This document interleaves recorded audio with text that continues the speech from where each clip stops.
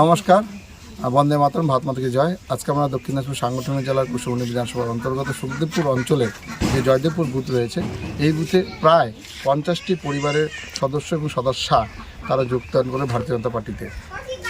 বামফ্রন্ট থেকে যোগদান করলেন, টিএমসি থেকে এবং কংগ্রেস থেকে পর্যন্ত যোগদান করলেন। তারা আপনারা বুঝতেই পারছেন যে 3টি পার্টির স্তর থেকে সাধারণ মানুষরা যোগদান করছে কোথায়? ভারতীয় জনতা পার্টিতে। কেন? কারণ তারা শান্তি চায়।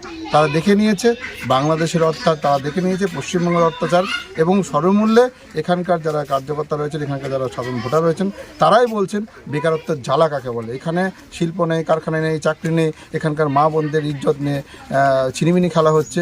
আমরা সকলে জানি সুখদেবপুরে সেই জবা রায়ের ঘটনাটি আমরা কেউ ভুলে যাইনি। সেই সুখদেবপুরের জবা রায়ের ঘটনাটি এনাদের স্মৃতিতে রয়েছে বলে আজকে ভারতীয় জনতা পার্টিতে আমার মণ্ডল সভাপতি নারায়ণ সরকার মহাশয়, জেলা সম্পাদক রঞ্জিত দা, আমাদের সাধারণ সম্পাদক মণ্ডলে আমাদের জয়দেব দা, জয়ন্ত দা, বিকি দা, আমাদের রয়েছে লিপি দি, আমাদের ঝালুদা, সকলের উপস্থিতিতে, রামকৃষ্ণ দা রয়েছে, সকলের উপস্থিতিতে আজকে ভারতীয় জনতা পার্টিতে আমাদের এনারা যোগদান করলেন। ওনাদের সাদরে আমরা গ্রহণ করলাম, এবং এই সরকারকে উৎখাত করতে গেলে বিশেষ করে মহিলা দিদিরা যোগদান করলেন। মাননীয় মমতা বন্দ্যোপাধ্যায় যে বড়াই করেন লক্ষ্মীর ভাণ্ডার, আমরা ভারতীয় জনতা পার্টিরা আসলে আমরা মাদের জন্য কি করব সেটা দেখিয়ে দেবো, এটুকুই বলা ছিল। নমস্কার।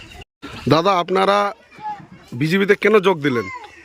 আমরা হলো টিএমসির অত্যাচার বা বিভিন্ন রকমের দুর্নীতি ইয়ার জন্য আমরা হলো বিজেপিতে যোগ করলাম।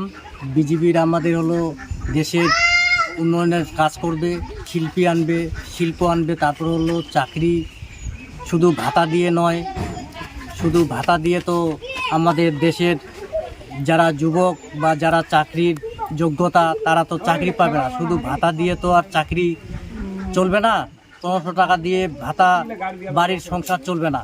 কাজেই আমরা হলো চাকরি চাই, আমরা শান্তি শৃঙ্খলা চাই। আগে কোন দল করতেন আপনারা? আমি বামফ্রন্টে করতাম। সবাই কি বামফ্রন্টের না আর অন্য দলের কেউ? এরা হলো টিএমসি করতো অনেকেই। আমি ব্রিটিশ আমলের কংগ্রেস, হ্যাঁ, আবার কংগ্রেস করতে করতে এখনো করেছি, তাও এখন পাত্তাই দেন আমাকে। তারপর লাস্টে বিজেপির দলে যোগ দিলাম। কতগুলো পরিবার জয়েন করলেন? এখানে ধরেন 50টা মতো। 50 জনের মতন জয়েন করলেন বিজেপিতে। ধন্যবাদ।